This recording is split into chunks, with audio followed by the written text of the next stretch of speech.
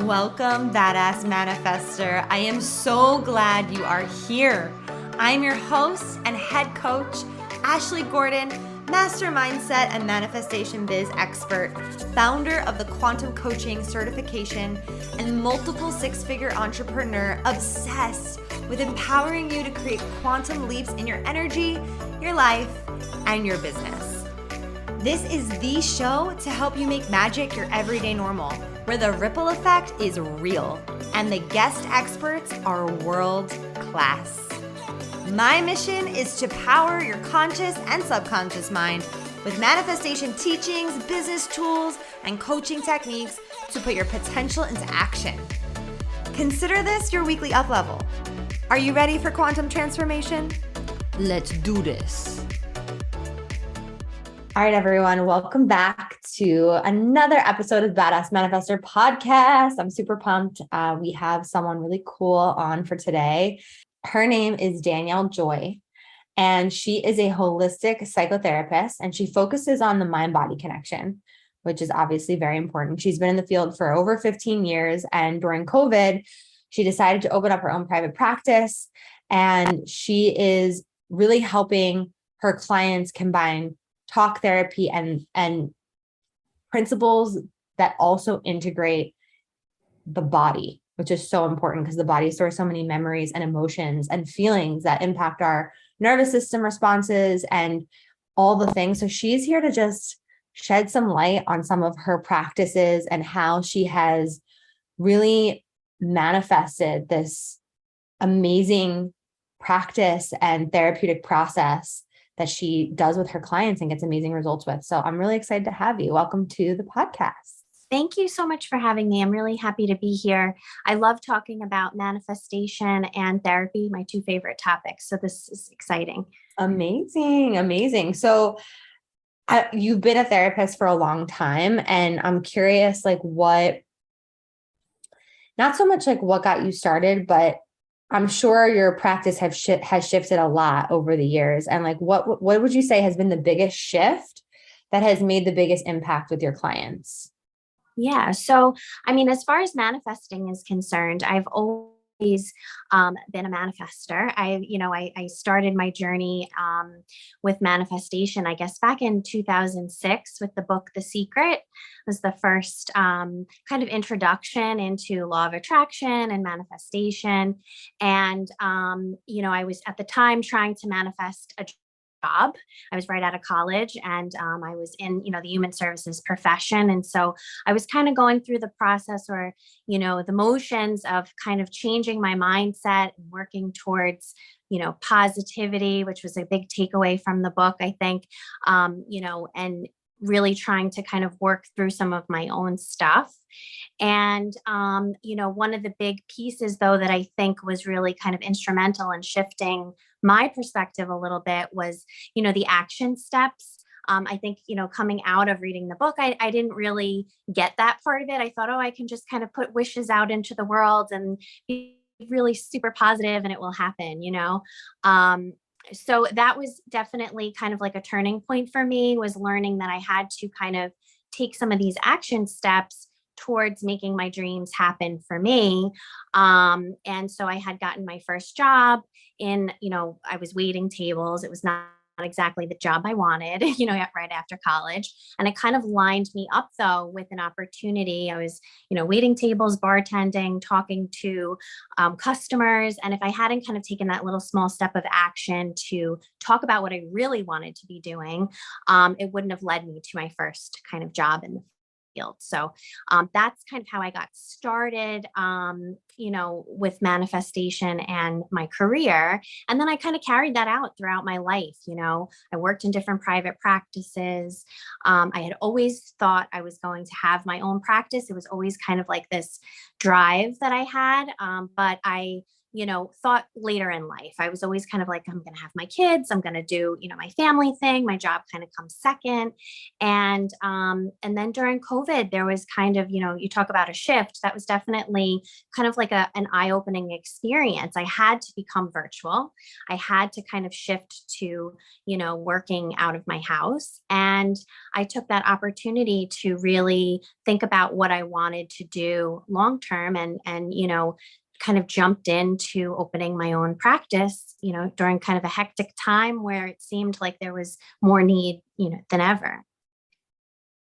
Wow, that's awesome. That's so awesome. And are you happy you made that shift?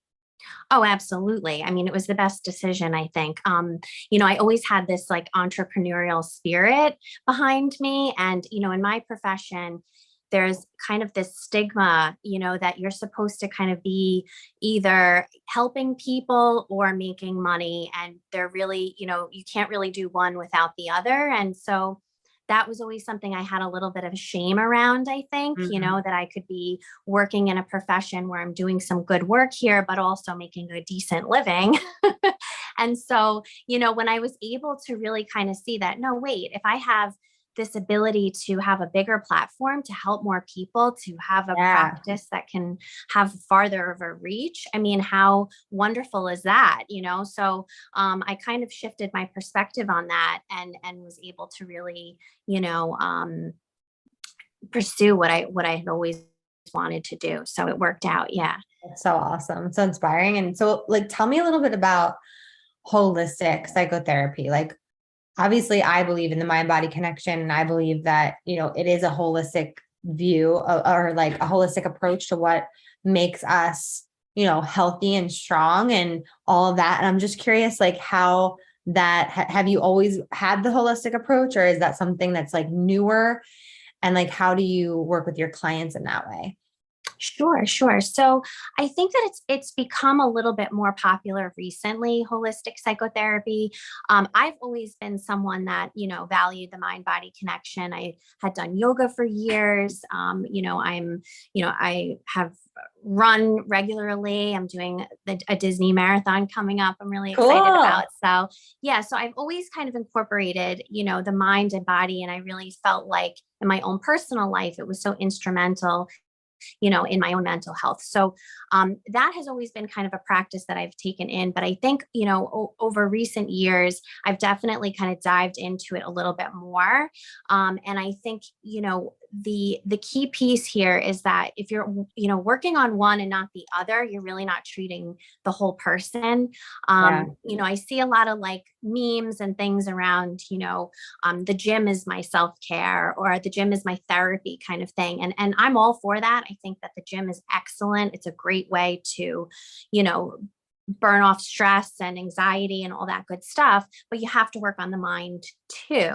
And the same thing, in the other direction. So they really work interchangeably. So if you're only working on one part, you're not really, taking care of your whole self. So I think that's kind of where the concepts came from. And, I think one of the biggest challenges for people trying to manifest, I think, is kind of these roadblocks of emotion that gets stored in the body. And Mm, oftentimes, this comes from subconscious patterns or, mindsets that have been kind of brought upon us by our parents, or people that were caring for us growing up. And it's not that people are had intention to, maybe not meet our needs in the way that they had hoped. I think most parents are good parents with good intention. But, we're all human. And so there are opportunities where different kinds of mindsets can kind of come into play, and can really impact, our goals and the things that we're trying to accomplish now. that's such a good point. I feel like that is something that a lot of people are working through, is like that generational healing, that trauma healing of Mhm. like not only from our parents, but from their parents' parents and their parents' parents, and like the ripple effect of, just the different time periods and how that's impacted their belief systems and their thoughts and what they put on their children and how they treat them. And all of that is so key. So I would love for you to like go into that a bit more. Like, what are some of the things that you work like, because I feel like it does get in the way of the manifestation process, because a lot of people are like, I'm doing all the things and I'm putting all the energy out. Sorry, they're doing construction at my house. I have no control over it. So hashtag real life, we're just doing it. But yeah, I think that it's definitely, it can definitely block us from receiving what we truly want. And people don't necessarily know why they feel so blocked, you know? Sure. Yeah, absolutely. So, I think you had touched on this a little bit in another podcast on the neurolinguistic programming. And I think it was a really good point. And, I'd love to bring it up about perceptions and how our perception of what our reality is can really prevent us from being able to move forward and unblock some of those things. So I think, a great example would be if, you were a child and you experienced your parents getting divorced, right? And, maybe now as an adult, you don't necessarily feel like those things necessarily impact you, right? You moved through the divorce, you were able to accept that your parents are not together and you're an adult now and have maybe made some peace around those arrangements. However, oftentimes, children create a perception around their reality.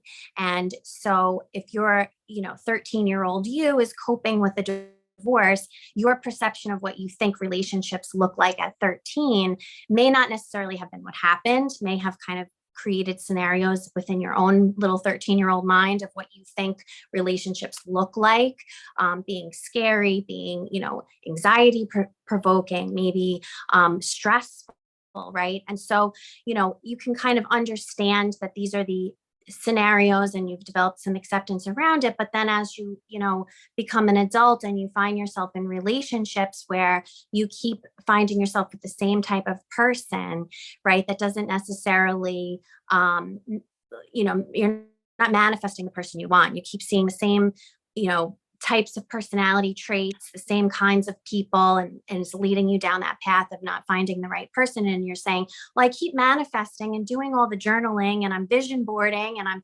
why do I keep finding these same types of people? And usually there's a reason, right? You've kind of created a perception around what you think your relationship should look like based on that 13-year-old perspective. You're bringing it now into your life at 25, 28 years old or whatever. And that same anxiety response is kicking in.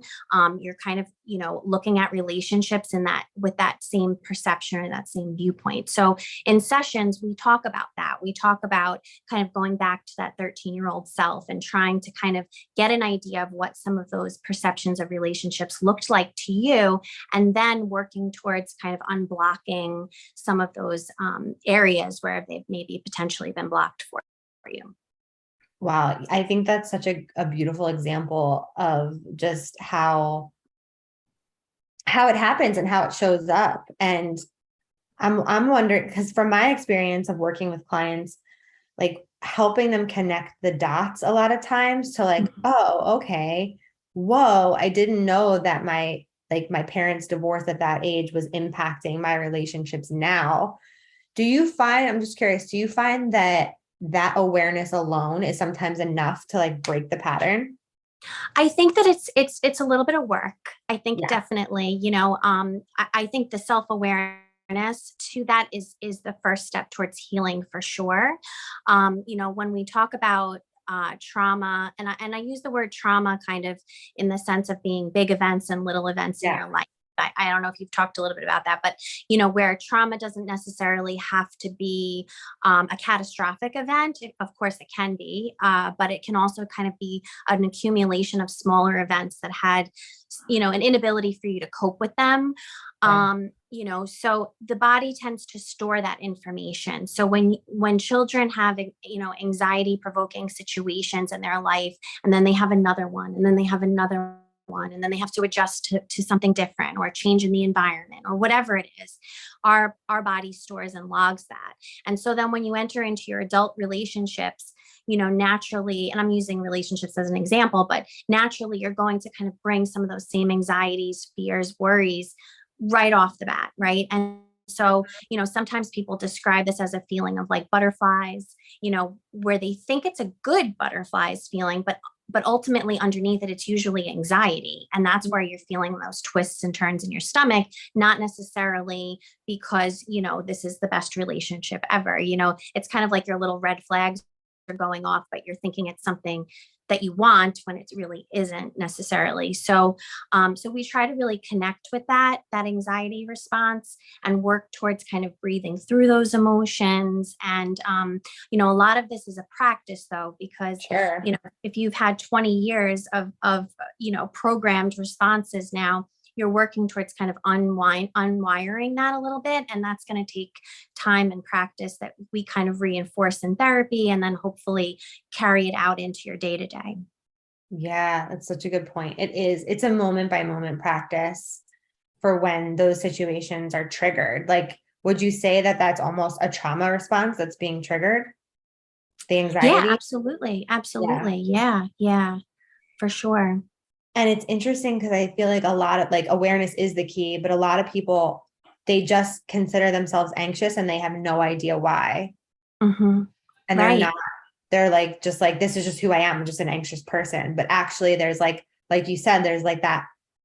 I kind of see those moments from, growing up as like pearls on your timeline of like on the gestalt of like significant emotional events that then get stored in your body.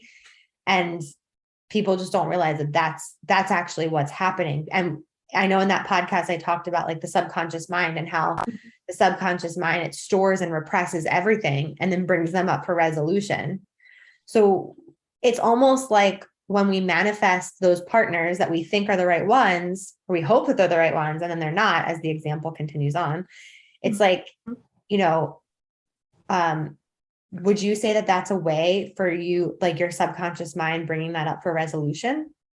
Yeah, potentially that could definitely be the case, that it's kind of like signaling something's not right here, or, and a lot of times because we're so focused on trying to get the person we want in our lives or the things that we want in our lives, right?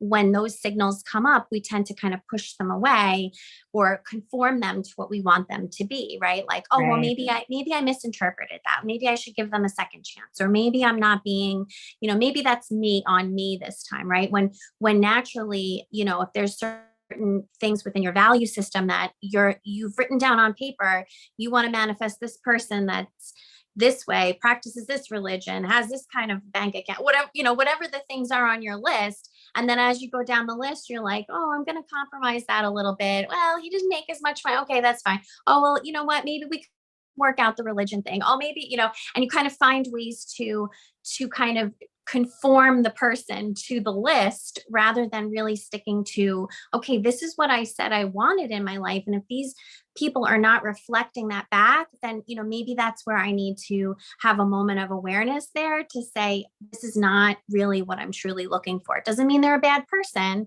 It just means maybe that's not in alignment with what I'm trying to manifest here. Oh, yeah. Yeah. It's so hard to do when you want it so badly, Yes. and to like pull yourself out of that situation and not repeat that pattern. Cause it's like, well, what if this is different this time? Right. It's a really hard thing. So in therapy sessions, that's a big focus. And that's where I think the therapist can be really instrumental, that we can say, wait a minute, didn't we talk about your value list? And, you're really negotiating quite a bit here, Right. and ultimately that's on the person to of course be able to make that determination if something has become negotiable now, and that Yeah. happens. That's Yeah. not a bad thing. But, if you're really compromising most of the things in your life that you're hoping to have to kind of make this person fit into that script, ultimately you're going to be unhappy. That's what happens. Totally. Yeah. So this is a random question that just popped in my head. Have you ever watched the show Being Erica? No. Okay, you have to watch it. It is a show on Hulu. It's an Okay. older show. Everyone should watch it. It's really good. And it's very much in alignment with what we're talking about, where it's this girl and her life is just not going the way that she wanted it to. And she gets into a bad situation, and all of a sudden this like therapist appears for her. And this therapist appears, and it's almost like a piece of her subconscious, because it's like she'll walk through a door and then she'll be in this other reality with this therapist. It's not like she's going to an actual therapist. Like, and so he takes her back into her regrets, and she can rewrite her story. Oh, wow. It's really, really good. You definitely watch it. Like, get yourself some Hulu, have it and watch it. I think you would really like it. And there's so much to learn when you can go back. Cause I know you were talking about how, you're going back sometimes with your clients and like helping them rewrite their story and get the learnings from those experiences, so that they don't have to repeat those patterns again, so that they can take those learnings with them into the future. And I'm just curious, like, in your experience, how powerful do you find that it is to help your clients go back to access like those memories, like without re-traumatizing them? Right. Yeah. Just curious, like, what the balance is there. Yes, I was going to say it's definitely a balance. I think sometimes there's a fine line between being able to talk through an experience and reopening a wound, right? So, in sessions, we'll talk about, if you've talked about this already, whether that's with a therapist or a loved one or in some other capacity, and you feel like you've healed to some degree from that experience, we don't need to necessarily reopen that wound now and talk about it in such detail. I mean, of course, it's helpful to have a little bit of a background of what's going on, but it doesn't necessarily mean we need to kind of deep dive back in if you've already kind of had the opportunity to talk about that. And in those cases, typically what we'll do is we'll talk about kind of like, rather than maybe necessarily the event, more about how would you treat yourself? How would you talk to yourself in that little person, that was 13 or 10 or whatever, when something happened? What would you say to that person? What would that person need right now? And now, the goal is to kind of give that to yourself, being able to kind of, I frame it kind of like, I'll say, put your hand over your heart or wherever you're feeling anxiety, if it's in your stomach, and you want to kind of just tune into that emotion. And then you want to kind of think about that little person, and what would that person need? How would you talk to them? So maybe it would look like, saying, I know you're going through a lot right now, but I'm here for you, or it would sound like, everything's going to work out okay. I know it's going to be okay. You got this, or kind of encouraging words of comfort through those experiences, because oftentimes, that younger self didn't have those needs met that they were looking for at that time. And again, I don't think it's necessarily to say that parents weren't maybe able to, but I think, that's where things for a child are left a little bit unsaid. Parents are dealing with their own stuff in those moments, right? And trying to navigate it the best that they can, and ultimately can't always be that loving support to the child in the way that maybe they needed. So it really gives you that opportunity to kind of give that to yourself and that practice, so that anytime those emotions surface outside of the session, you're able to kind of tap into that a little bit. That makes a lot of sense. That's so helpful. I love that approach of like, you're not necessarily reliving it, but you're getting what you needed and being able to give that to yourself now. So good. Would you say that is reparenting? Yes. So that's a part of the reparenting process for sure. Being able to kind of make those connections, being able to really recognize the physical sensations that are coming up in your body when you're experiencing anxiety.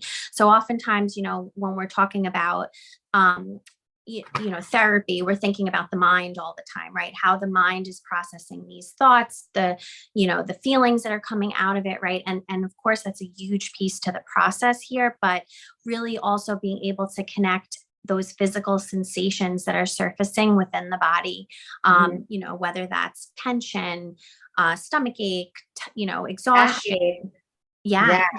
Right. That resonates with me. I mean, I know that my listeners know, if they've been following my journey for a while, like I actually dealt with infertility for years.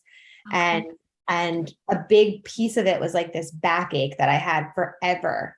And I'm like, why is this manifesting? Right? Like, why am I manifesting this over and over again? Like, not being able to conceive, not being able to have this come through. And I did some work around like the somatic work that you're talking about around the back pain, and like so much information came through to me of just like going into that and putting my attention on it and asking myself what I need and what's the fear, and like digging a bit into like the physical sensation.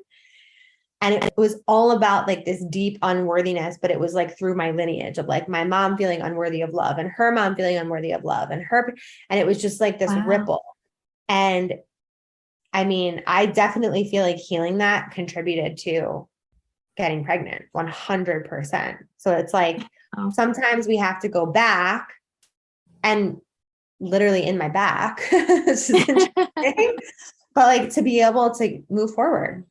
Right. Absolutely. Yeah. That's so interesting, that experience for sure. I mean, you've really healed your body completely by working on a lot of your mind stuff, which is incredible. Totally. Yeah. It really is so connected. I really believe that so much. It's all here. It's all, our body is like, oh my God, it's such a vessel, right?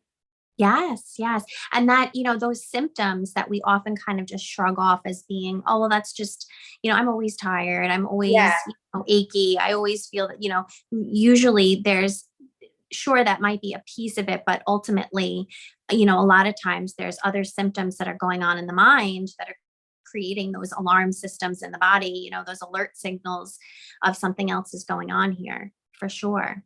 What are some questions that someone who maybe isn't in therapy yet or considering it yet or whatever, like what are some questions that they can ask themselves of like to kind of inquire what's going on with their physical sensations? Yeah. So, I mean, typically, I think any kind of physical response that you're feeling that's uneasiness within the body would kind of be an alert, like I mentioned before, muscle tension, digestive issues is a huge one. I mean, I don't think that there's a coincidence that so many people are diagnosed with IBS right now. And, I think it's like such a common diagnosis, when in reality, guaranteed you talk to, 95% of those people are experiencing anxiety for sure. And it's manifesting in their digestive issues. So a lot of times by just working on some of these key pieces in therapy and talking about your anxiety and being able to connect, that physical sensation. Okay, now I know that, if I'm starting to get a little bit of a stomach ache, I'm feeling anxious right now. How can I tune into that? How can I breathe through that emotion before my stomach is so bad that I'm in bed and I can't, get on with my day, right? So it's being able to kind of catch those symptoms as they're starting rather than waiting until they've kind of become so much more than you can handle, and that really, again, comes back to practice, being able to kind of practice working through those emotions. As an example to that, something that happened to me like during my pregnancy, which I thought was really interesting, was like any time that I would feel a physical sensation, like a weird sensation that I wasn't sure what it was, whether it was like a gas pain in my chest, or like I would get like a head pain, or like something would come up that was like alarming to me, like just like you said, I would immediately get this like panic feeling that would come over me of like, I think it was probably a trauma response of the whole journey of getting to where I am. So it would be like this feeling that would come over me of like, oh my God, I'm going to faint. It was like a vagal, like, what's that called? A vagal response. Vagal nerve? Yeah. Vagal nerve response or something, where I literally felt like, oh my God, I'm going to faint. I'm going to die. Like in that moment, like something's going to happen to me right now. And I'm like going to drop out. Like, and it was wild. Like the last time I got it, my mom and I were at an Alicia Keys concert.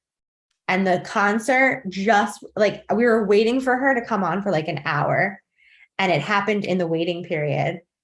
And I couldn't enjoy anything because I was so afraid it was going to happen again, of like, oh my God, I'm going to faint, because I had a head pain. And instead of breathing through it, like you had said, like in the moment, like being aware and breathing, like using your tools, I was just like freaking out. After that, I kind of did some of this inquiry that you just were speaking of. And I was like, this is panic. This is not, I was wondering, like, is there actually something wrong with me where the sensation is causing this feeling that I'm going to pass out?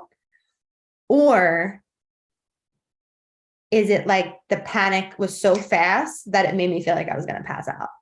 You know what I'm talking Right. about? Right. Yes. No, Does that make any absolutely. sense? Yes. No, it totally does. It seems like, yeah, you had your anxiety gave you anxiety.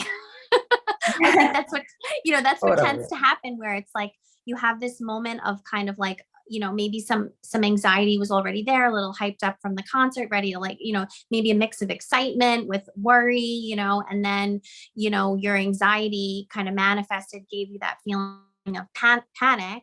And Yeah. ultimately, then you were, really hyper focused on it because you were afraid it was going to happen again, or it would be worse. Right. So, And then we yeah, left the concert. We left the oh, concert after the first song. oh yeah, yeah. I mean, it can be really paralyzing and it's scary. It's Yeah. definitely really scary. But I think when you can recognize, like I said before, some of those warning signs that are coming up for you in the Yep. beginning, because it can be really, I hear people say all the time, like, oh, well, I can't access my tools when I'm panicking. I'm freaking out. I'm not thinking about, taking my deep breaths right now. Right. So Yeah. it's more about kind of being able to, one, practice your deep breathing when you're calm, when you're driving in your car, when you're taking a shower, kind of just taking that deep breath in and letting it out slowly.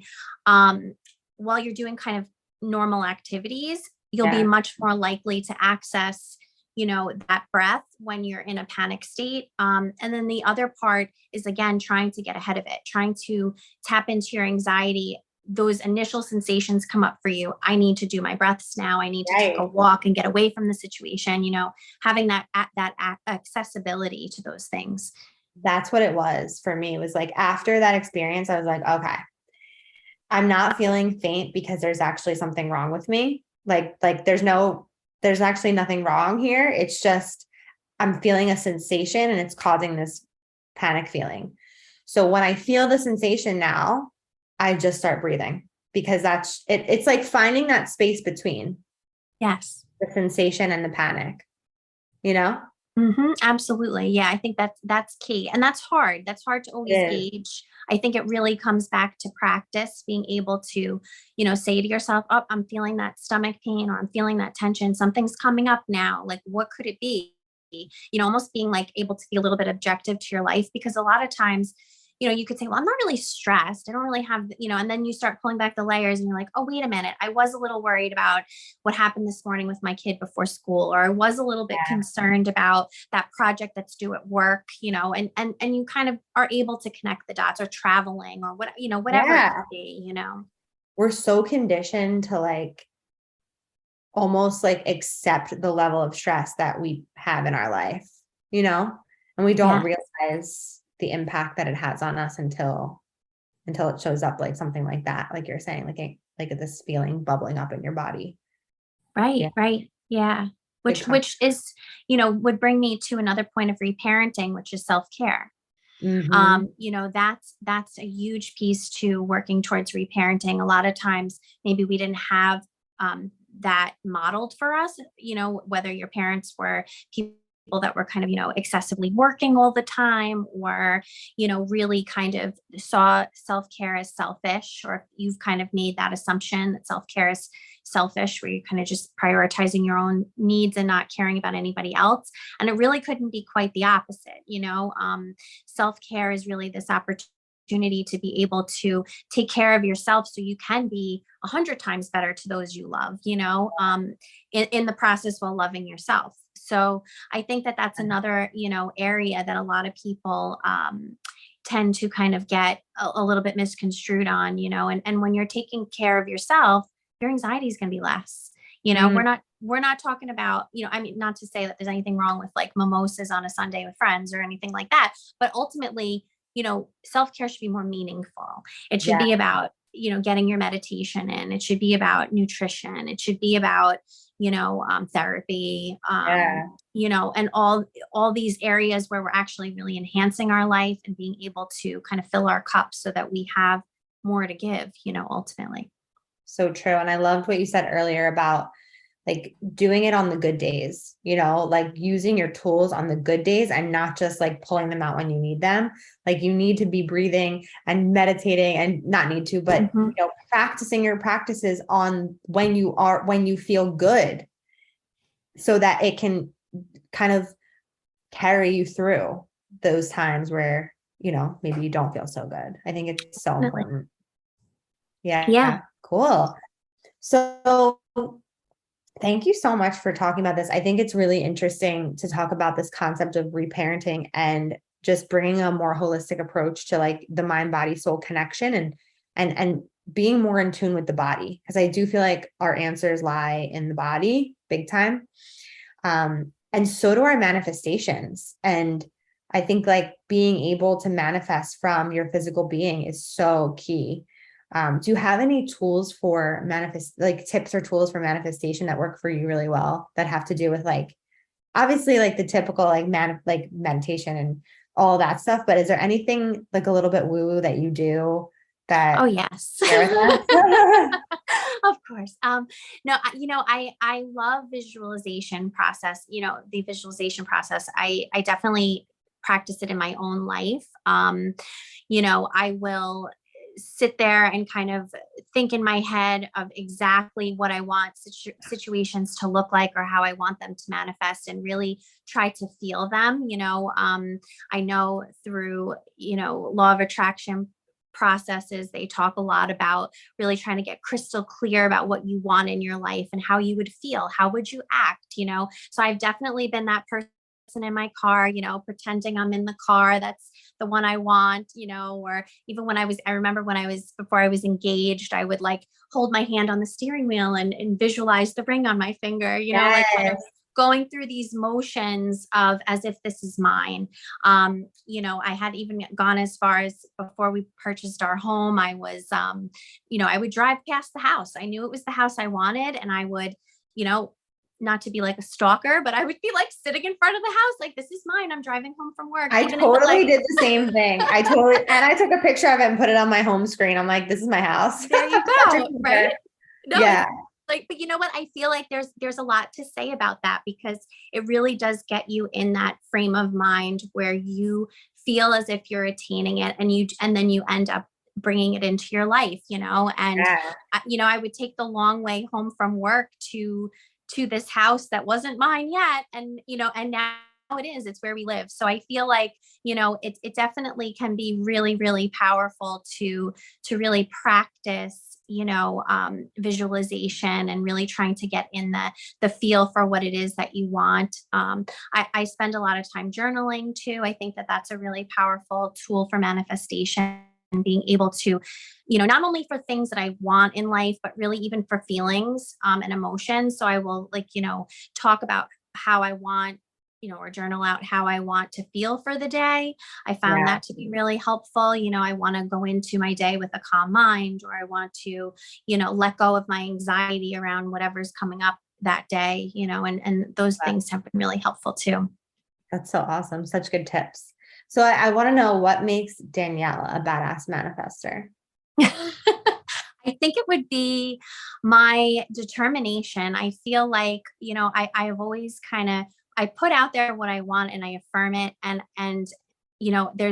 my husband will attest, there's no negotiating. Like this is what I want and I'm going to get it one way or another. I'm not going to say it's not always, it's easy. I mean, it definitely takes those action steps I talked about before, to manifest these things. You have to have a goal and you have to have a plan to make these things happen, but I'm a true believer in just that when you let go and, you can have these action steps and do these things, but when you let go, you do bring in opportunity. And that definitely, I think, has helped me tremendously in being able to manifest the things that I want in life for sure. So beautifully said. I'm so glad we had this conversation. Thank you so much for being. Yes, thank you. This was so fun. Yeah, it was a great time. And where can everyone find you and connect with you? Yeah, so I'm on Instagram at mind, MIND, body, BODY _counselor. And I'm also on my website at www.mindbodycounseling.org. Amazing. Go check her out, follow her, show her some love. Would love for you to tag us on this episode and let us know what resonated with you the most. And yeah, just keep in touch all the way around. Thank you so much. Thank you. All right, everyone. Have an amazing day and we'll talk to you later. Woo! We did some work today. Thank you so much for listening. You know I love my BAM fam. If this episode resonated with you, please share it with someone who you know would love it too, because we live for the ripple effect over here. And how can you best support the show? Make sure you're subscribed, hit the 5 stars, and leave a review on iTunes, and let me know how the podcast has impacted you. I love being part of your real-time journey, so screenshot the episode and tag me and my guests on Instagram at Manifest with Ash. Now say it with me. I am my own power source. I am the master of my own energy, and I deserve everything that I desire. We don't just talk about it over here, we be about it. Now go get 'em.